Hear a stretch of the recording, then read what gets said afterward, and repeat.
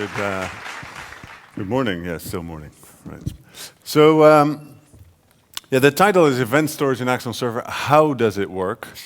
And I'm pretty sure you might be curious, why are you here otherwise, on how does it work? But the question that I'm asking myself, to be honest, over and over again, but the question we asked ourselves in the beginning is, why would we want to build in the end, it's a database that we've been building.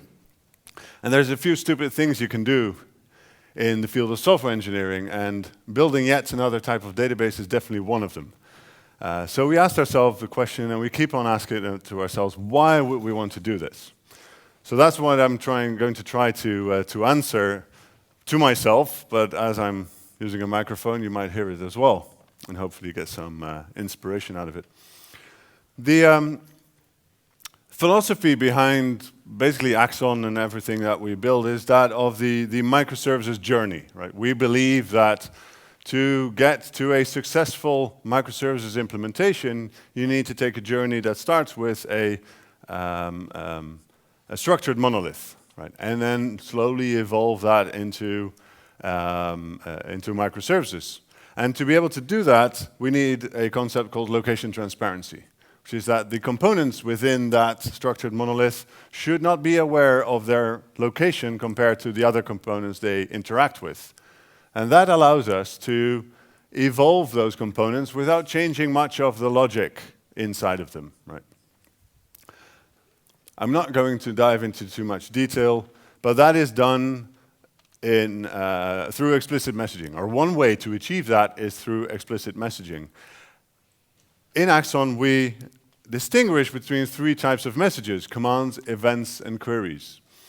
So commands describe an intent to make a change to the system. They are routed to a single component. Queries describe the desire for information. And then events, they describe a fact that happened. Something happened in the system, and we raise an event which can be picked up by any component to act on that. And if you use these APIs, if you use these types of messages, then it doesn't really matter where the recipient is. You can just route that message either through network if needed, or within, in our case, the JVM, within the same JVM boundaries. It's pretty easy to route it to a destination. But there's something special about these events. And the thing is that these events, they retain value over time, right? So the fact that something happened might be valuable to remember even several years from now, right? We'll get to see why. And there's some challenges. How can you guarantee that when you publish an event and have a state change in your system, so this event represents a change in the system, how can you be sure that both the publication of that event as well as the change in the system both have happened? Right?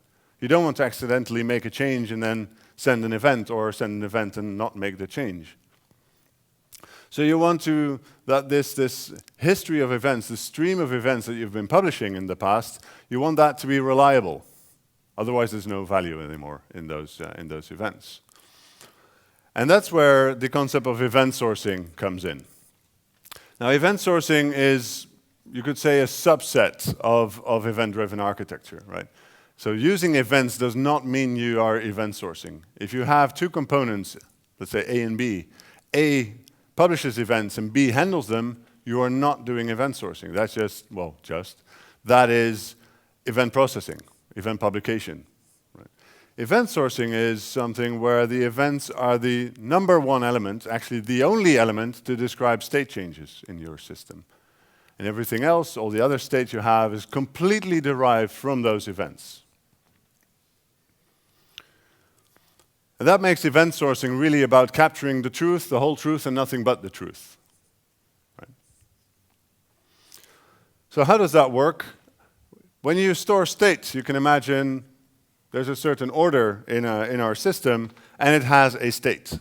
It has had states earlier, but we don't know those states anymore. We just know the current state. Because every change that happened replaced that state by whatever it is, whatever it became. So the only thing we can now deduce is that somebody ordered a chair for 399 euros, And, well, the status says return shipment received, so that person probably returned the chair, didn't like it. If we were to use event sourcing, we would not store the state at all. Our application would store everything that happened that brought us to that state instead. And to load an object, we recalculate the state of an object by loading all the events that happened in the past. So we know an order was created at some point in time, and 2 chairs were added to that order. That's already something we could not deduce from the state. Then he removed 1 order, that explains why there's only 1 over there. Then the order was confirmed, then it was shipped, then it was cancelled by the user, but it was cancelled after it was shipped, so we have to wait for the return shipment to come. Now there's a bit of a storyline there. There's a lot of information in that process that we've lost with state storage. And you can imagine there might be value. There might be a certain pattern of people putting 2 items in their shopping baskets and then only 1 and then submitting. That might be, maybe you need to delay the shipment or get in touch with them, I don't know what, but that's a problem for retail. So why would we use event sourcing? And there's a couple of business reasons to do that. So some of our clients use it for auditing reasons. Auditing is a pretty strong requirement, right? It's basically a law. It just says you have to do this. There's compliance, somewhat similar. But a lot of organizations that use it for auditing, they just want internal transparency. They just want to get a better understanding of what an application has been doing, what decisions have been made. And that information is really useful for data mining or analytics, right? It's a time series event describing exactly what happened. We can derive a lot of information from there. And there's a lot of technical reasons. There's also some soft reasons. Some people say it's pretty cool, so that's why I use it. It's not a particularly good reason, so that's why it's not on the slide. But there's some technical reasons as well, but they are not as important, I would say, as the business reasons. The business reasons are generally the stronger drivers to use event sourcing or not. But if you use event sourcing, you need something called an event store. You need a place to store these events. Now, Axon Framework was started about 10 years ago, and we use relational databases as an event store to store these events. And that has proven to be a pretty good implementation of it. But there's a few categories. So we started off with the relational databases at the time. It doesn't really matter which specific implementation you use. They're all pretty generic in their core, let's say. Then there's a bunch of NoSQL technologies out there as well. And at first glance, they seem very useful as an event store. But we'll find out that that's not. And lately, there's a bunch of specialized event store technologies. Of course, there's Axon Server, and there's a reason we started building that. Not because we really like to inflict pain on ourselves by implementing another database, but we felt that we had to. And the fact that there's more than one probably also indicates that there's a need for it. At least that's what we're trying to tell ourselves. So let's put that event store in context, and let's see what this event store really means and what it needs to do. So imagine there's an application, and it can read past events from the event store to rebuild its state, when there's a command coming in, we need to validate that command. We probably need some state to decide whether or not to accept that command, whether we should do one thing or the other, etc. And those decisions are then confirmed as using events again. We publish more events to tell the rest of the world what kind of decisions we've made. Now this works quite well for processing these commands. So I've got a command to confirm an order. Well, that's great. Let's load the events of that specific order. We recreate it. We see, based on the state, whether it's sensible to confirm it at this point in time. And if yes, we publish a new event.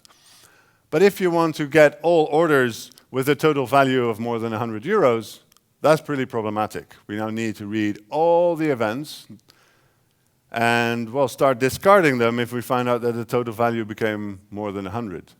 That's not very efficient. And that's why the combination of event sourcing with CQRS is so popular, because CQRS allows us to create projections that allow us to more efficiently answer these questions. Right?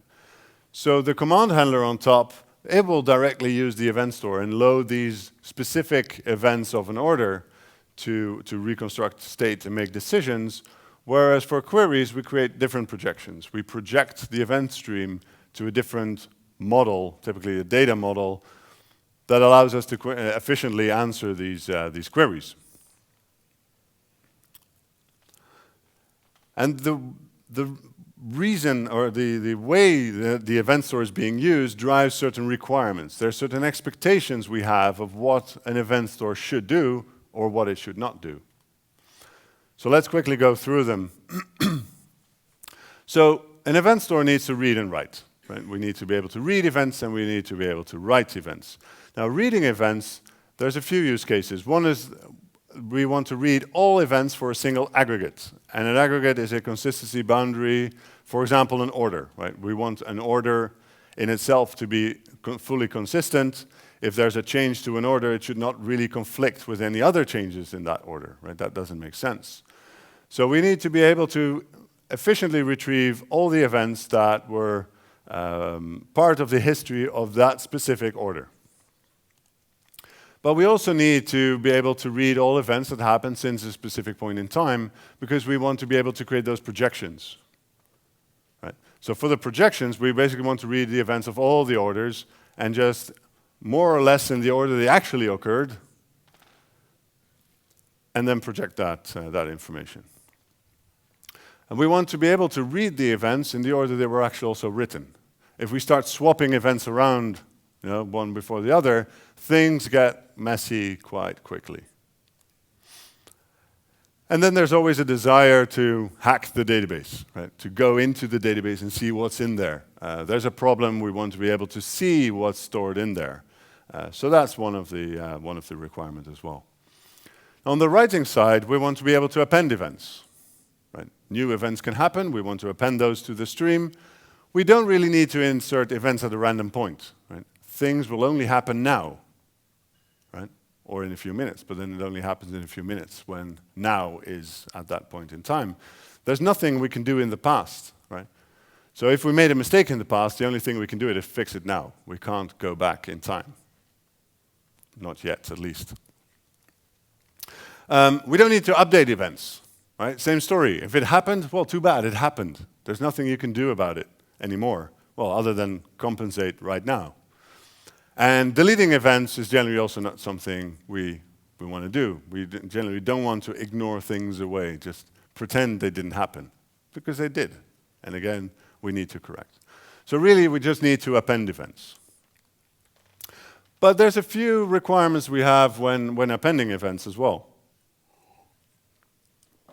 Because reading back in the same order we write is important, what we need, at least conceptually, is for every identifier, so for every unique, in this case, an account, an investment account even, fancy, we have a sequence number to make sure that the events, this is the order in which the events happened for that specific investment account. And because the investment account is a consistency boundary, we can have full sequential ordering within that account. Not across accounts, but within one we can. So the next event will have sequence 1. And what we would want is when we add sequence number 2, and it happens on 2 nodes simultaneously for whatever reason, we want to be able to detect that as a conflict. We do not want this to happen, because both these operations are legal, right? We can deduct 600 from 1,000, and we can deduct 700 from 1,000. But we cannot deduct 600 and 700 from 1,000.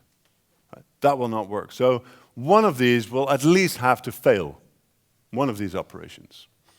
And preferably, we would have the event store to be able to do that for us, because it is responsible for storing the information, and just please don't store information that is conflicting. So when we append event, we want to be able to get these aggregate sequence numbers validated, right? We want some consistency.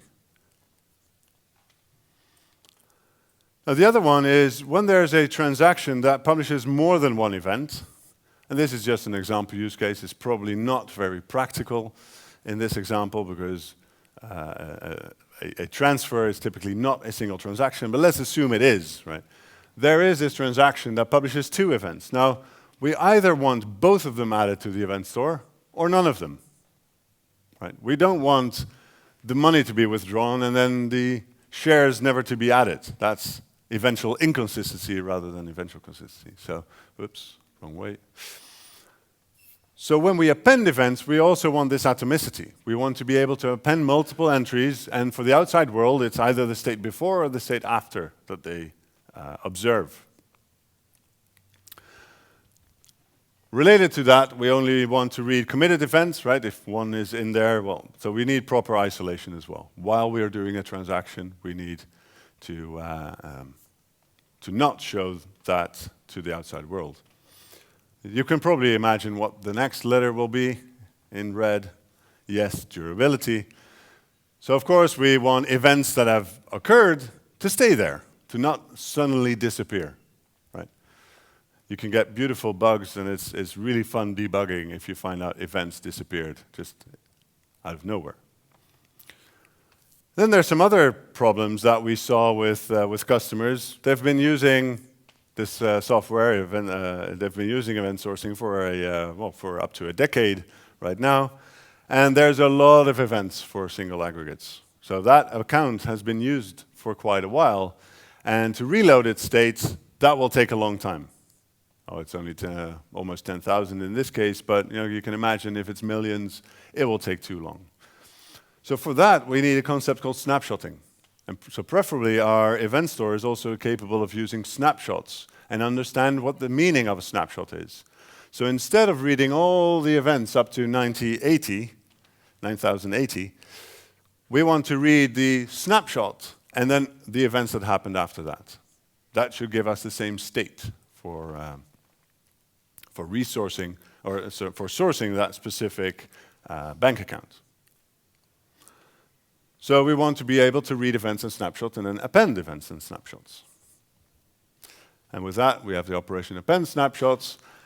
And when we read the events for an aggregate, what we want is to be able to read events for an aggregate from the latest snapshots onward, as well as get all the events for an aggregate, because that snapshot is not always useful for every use case. And then we have a problem, okay, over all of these bank accounts, we've been using it for 10 years, so we've just got billions of events, right? So how do we deal with that? And we don't want the system to slow down as we have more events in there, right? So we want a consistent performance as a function of storage size. So it doesn't matter how many events we've got in there, adding more to them should be equally fast. But when reading events, we are much more likely to read recent events than we are to read old events. So we want the data store to be optimized to read the recent ones as fast as we can. Right? Does that make sense so far? Then there's a few other things. So imagine we've got 2 nodes, right? One node contains a command handler, and we're using CQRS here, where the C and the Q are deployed separately. So we have these 2 nodes, and then there's an event store in between. We want to be able to append events, but how do we get those events to the read store or read model? How do we get the events from the event store to the read model? One way is to do polling. Right? So that node can go to the event store and ask, do you have new events for me? Right? That is possible with any type of event store technology. Unfortunately, it's not very efficient. It adds to the latency of that read model. So another option is to put some message bus in between. We say, well, let's stream all the new events to that read model, and this is what we've done for a long time in Axon up until Axon 2. But then there's a problem. How do you guarantee, again, that publishing it to the event store and publishing it on the message bus is an atomic operation? Right? That has proven to be difficult. And there's another issue, like old events come from the event store and recent events come from the message bus. So if we want to do a replay or create a model, a new model that we hydrate from data in the event store, we have to swap over from historic events to live events. Swapping over is pretty difficult. How can you guarantee you don't miss an event accidentally between the two? So preferably, we would have an event store that's capable of pushing new events. So if there is a read model interested in events, it would just open a stream, and whether there are old events or new ones, it would just get them. And as new ones are added, it would get them straight away, when it's safe, right? When they're committed and readable. So we want to be able to push new ones. So this is our checklist.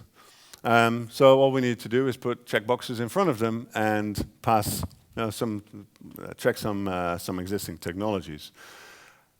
And this is a comparison we did a little while ago. So some of that information, well, there's one specific issue, thing that has become obsolete, and I'll identify it later on. But there's some technology that has been around, RDBMS, Mongo, etc.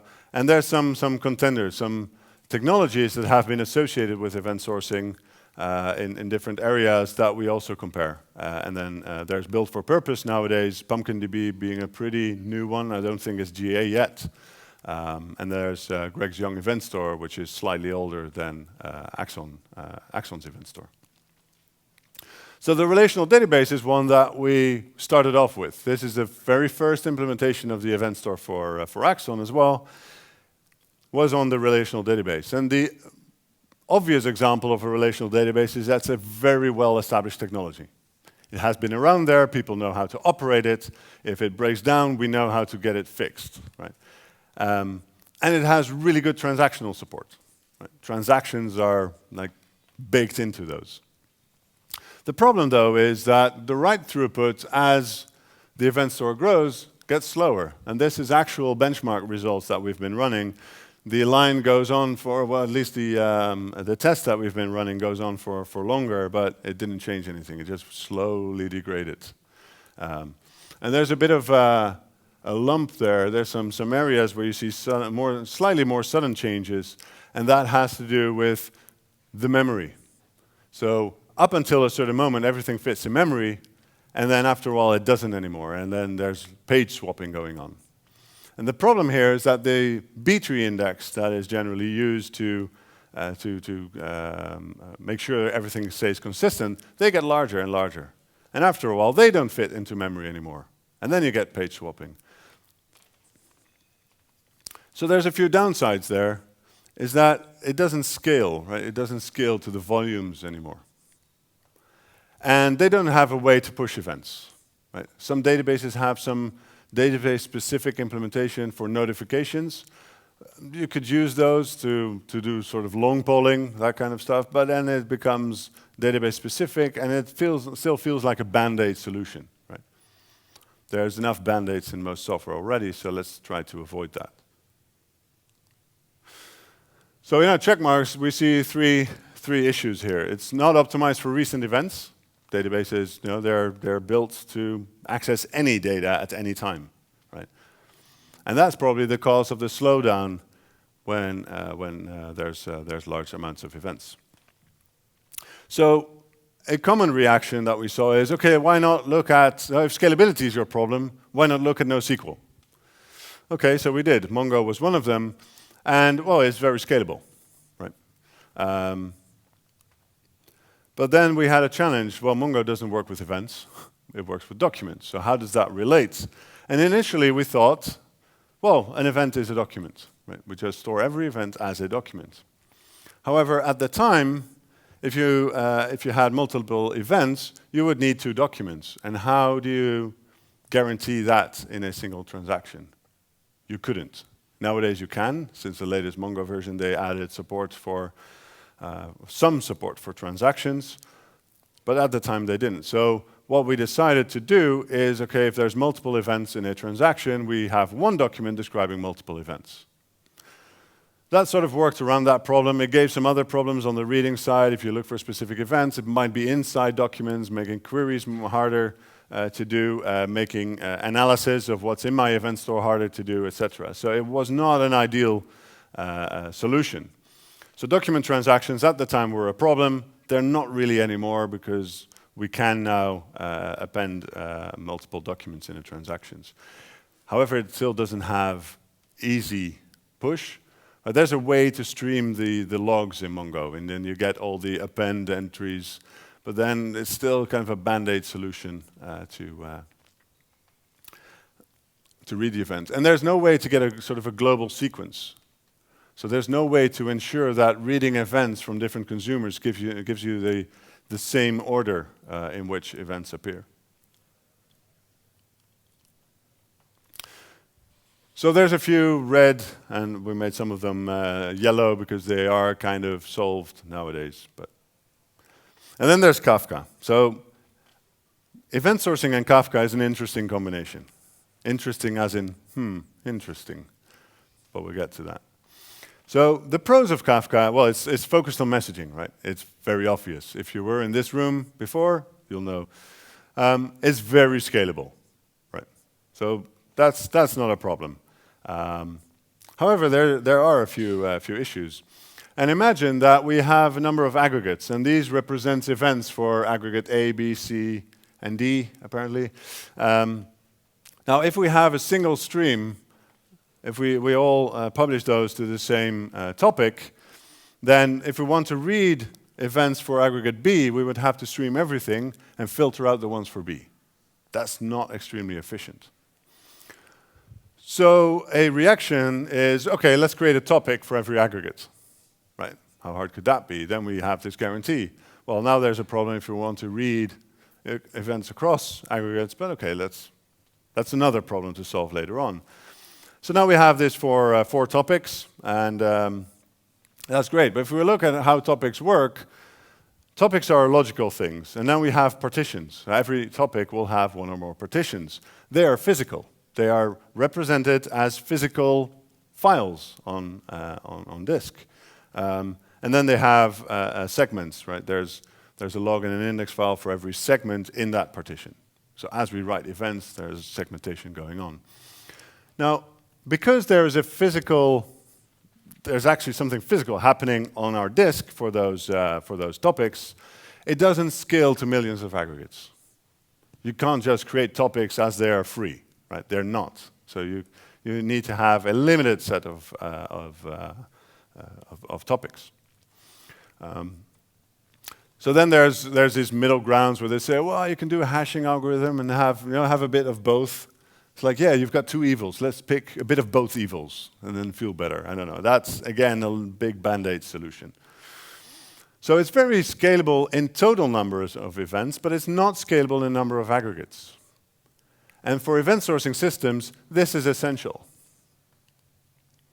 So there's a few downsides there as well, and there's one that I didn't emphasize yet, but Kafka doesn't care about sequence number. If you publish 2 events, then that's great. You publish 2 events. So it's really up to you to decide whether or not you want to publish that. So you'll need to read consistently from Kafka in that case. I'm not sure if that's even possible. And then there's Cassandra, also very scalable. Well, it's scalable across data centers. It uses peer-to-peer networking, so that's, it's on the surface, it's really awesome. But there's this problem, remember? Cassandra doesn't really help you with that. Cassandra does not, to an extent, does not support capturing this issue. So what if node A gets an update and node B in Cassandra gets an update? And these updates are conflicting. Well, Cassandra will resolve that conflict normally by throwing one away. One will overwrite the other. Right? That's not really what we want. Now, fortunately, Cassandra does support, sort of, if not exists. Right? There is support for this consistent append. However, taken from the website of DataStax is this piece of text that says, just don't use it. You can use it sort of incidentally, but it does 4 round trips. So it does not really perform. Right? So they basically say, if this is your use case, don't use Cassandra, because it's not designed to do that. It's designed to do an incidental check, but not all the time. If a vendor says, don't use our tool for this, then they're probably right. So just don't. So we have a consistency problem. And again, you can work around those consistency problems. There's some event sourcing frameworks out there that do work with Cassandra, but they require you to have these consistency checks in the application. So putting some data validation in the application itself. That's possible, but I don't think I think it's brittle. So what about the build-for-purpose event stores? Of course, they check all the boxes, right? Because they're designed to actually do that. There's the event store by Greg Young, and even though that existed, why did we still decide to build our own? The event store was built in .NET, which is not particularly a problem. You can interact with .NET and Java without too much problems. But they made some design choices that not everybody agrees with, where a lot of the projection logic is done in the event store, in JavaScript. So if you're not a PL SQL fan, you're probably also not a fan of putting JavaScript in the database. It creates a type of lock-in, vendor lock-in, that we wouldn't be comfortable with implementing. PumpkinDB is a relatively new player. It's not GA yet, as far as I know. And they came up with Pumpkin Script. So who's a Pumpkin Script developer? Nope, not yet. OK, well, that might be a thing. So let's have a look at what we did with Axon Server. We built it from scratch. Right? Not entirely from scratch. We use some existing frameworks in there, but at least we're not using existing database technology to work with it. Right? We purpose-built it for event sourcing. So if you want to use it for something else, don't. Right? It's useful for event sourcing. We manage files directly, as any database does that, etc. And it has interfaces with based on HTTP and JSON or gRPC. And especially the gRPC one is very interesting because it gives you a two-way connection, right? You can stream two ways. So that's a very easy way to get the push over, right? You just have a fixed connection, and you can generate stubs in any language that you would want to interact with Axon Server. Obviously, it's a drop-in replacement if you use Axon Framework, which is obvious. So it's append-only by design, right? We've designed this data store to not be able to do updates or deletes. There are ways, if you're really, really messed up, there are ways to do that, but don't tell anyone. Please cut that out of the recording as well. But essentially, by design, it's there to only append new events. And because appending everything to a single file is not a very sensible thing to do, what we do is we create segments. And when a segment is full, and basically you decide what full means, it might be, it's by default 500 megs, it should be a size that you are comfortable with shipping to your backup environment. Right? So we can change these segments, and when more events arrive, it just creates new segments and continues writing. Right? So that's the core of how events are written.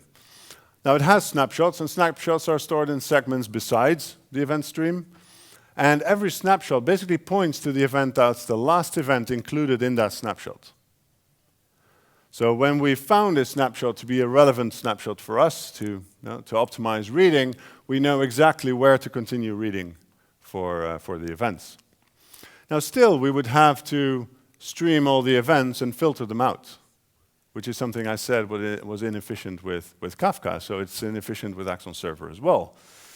If it weren't for the fact that every segment contains, well, obviously the data itself, but it also contains an index. It contains a very small description of what we have where in that specific file. And to prevent we even need to inspect the index, we also have a Bloom filter that can tell us relatively reliably whether an aggregate is in there, might be in there, or is definitely not. Right? So Bloom filters give you an absolute no, or a maybe yes. Right? So it might be that according to the Bloom filter, the data is in there, but it happened not to be. Right? Which is good. That's on the safe side. We'd rather open an index file and not find any relevant events than skipping an index file that describes relevant events for us. And that index file tells us exactly which positions in that file we need to be reading. So we can very quickly find events for a specific aggregate. So when reading through, we're very fast at finding those. But if we want to search events from So let's say we want to load events for a specific aggregate. We want to optimize for recent events to be faster. So what we do inspecting those files is start at the end and go back in time. So we take the last segment file, check those index files. If it's not there, go back until we found the aggregate and sequence number that we were looking for. And to optimize it even more, we keep the recent segments very aggressively in memory, as well as on disk, right? The durability is important, they're on disk, but we keep those files in memory because we know the likelihood of those events being accessed is so much higher. So there's an index in memory as well that is a lot faster than an index on file, obviously. And that's the way. That's how we optimize the loading time for aggregates that are relatively active at that point in time. So we ran some benchmarks, or we ran the same benchmarks with Axon Server. And obviously, because it was designed to do that, this was more of a validation for us. Does it do what we designed it for? And as I said, the test ran a lot longer. We had to stop, well, we didn't actually physically stop the process, but the line stopped for the red one because appending became so slow that it couldn't get to 200 million within what we thought was a reasonable time. I think we ran it to over 1 billion, and the line just stayed there. It even went a bit up here, so it got faster over time. But there was actually one test run where we saw this go up significantly. And we thought, well, we couldn't explain that, so we checked some logs on server, and this was running on Google Cloud, and Google had a bug that accidentally they gave us a lot more IOPS. So it became a lot faster suddenly. So we discarded that test and ran it again. That was an interesting. But then there's the query problem, right? A very common problem is, okay, you've got this obscure database. We've got all this tooling to access existing databases. How do we get events out of your event store? How can we see what's in there, right? So the storage form, we're not particularly secretive about the storage format of all these event files. In fact, it's open source, so you can just see the source code of how the files are actually stored. But it's not very user-friendly, so there is an API and a UI to do queries. And we came up with a query language, if you can call it that, that takes into account that this is a streaming thing, right? There's an event stream. So you can do filters. You can describe a certain filter. In this case, the aggregate identifier needs to be that. And then it will give you everything, all the events that have that aggregate identifier. You can keep that query running, so at real time you'll see new events being added if you want to, if you're trying to copy-paste something that might be annoying. You can stop it as well. But you can do slightly more advanced stuff. You can say, well, the payload data must contain something, and then I want to select specific information, and even inspect using XPath in this case, because the payload was XML. It's not Axon Server's fault, it's your choice what you want to store. But if it's XML, you can use XPath expressions to get specific data out of it. You can do group by and that kind of thing as well. So you can do some, let's say, easy analysis on the event store. Don't create projections using these queries and then say, well, this is a result. It's not what the event store was designed to do. If you want to create a projection, just read the events and use code in your own environment to create these projections. So to make sure that everything is durable, we don't lose data, we implemented clustering based on the Raft consensus protocol. So that means there's a master, and it's a floating master. In this case, if it's on node 3, and it will replicate to node 1 and 2, and it waits for a majority to acknowledge a transaction before it's considered committed. So if that node fails, another node will be elected as master. The client will automatically reconnect to that master. As node 3 comes back, it will be automatically replicated again. But the cluster of 2 is able to run because there's still a majority able to acknowledge transactions. So how do you get started for yourself? As I said, everything is open source, so most of the stuff you can, if you want Axon Framework, or want to use Axon Server, there's stuff on GitHub. Obviously, the Enterprise Edition, which is our commercial offering, is not on GitHub. Well, it is, but in a private repository.